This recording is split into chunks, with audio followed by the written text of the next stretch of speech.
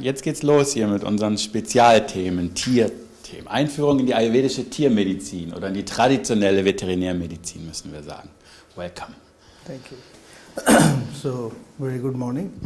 At the outset, I'd like to confess that I'm not a vet and I don't have a really practical background in veterinary medicine. I'm more into, looking at how Ayurveda and veterinary medicine are related and how the applications from Ayurveda have relevance, for veterinary medicine, how these develop together in the socio-cultural evolution of Ayurveda. Also er sagt gleich von Anfang an, er ist ja kein Tierarzt und er hat auch jetzt nicht so den praktischen Input euch zu geben, aber er möchte mal so grundsätzlich euch aufzeigen, wie wir Tiermedizin so mit Ayurveda in Zusammenhang bringen und wie sich das so entwickelt hat auch in den letzten Jahrhunderten. Kommt da was raus? Okay. So, if I don't meet your expectations, you can blame Mark, because he's responsible for my talking to you. Er sagt noch, falls er eure Erwartungen nicht erfüllen sollte, könnt ihr Mark dafür ansprechen, weil er ihm das Thema aufgedrückt hat. Oder weil es so abgesprochen wurde. He caught me doing something about veterinary medicine. Nein, weil wir wollten ja gerne einige Themen hier über Tiermedizin haben, deswegen haben wir es natürlich versucht zu integrieren. Okay, so with that disclaimer, I will start now.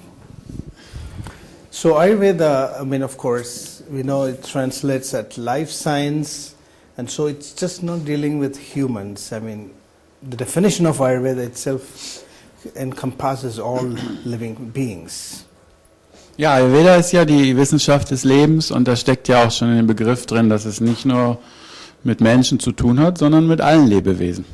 So in ancient India we also had Vrikshayurveda, which dealt with plant life, and then Mrigayurveda, which dealt with animal life.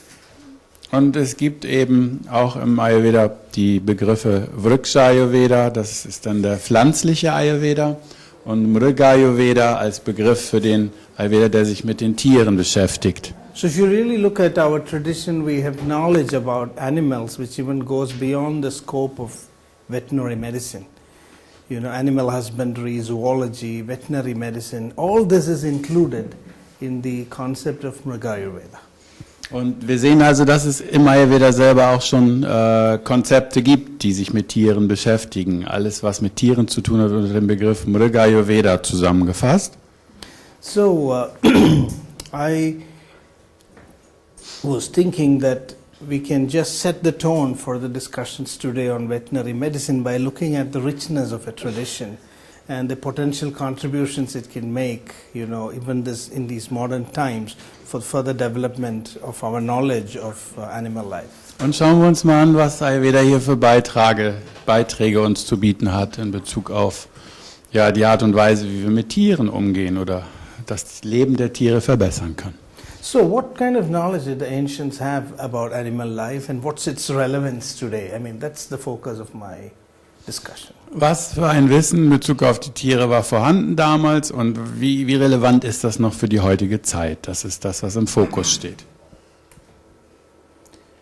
Some time ago, there was this interesting bit of information that came in nature that there's been kind of an approximate estimation of the total number of species, the listed and the unlisted altogether. It's a very complex computation.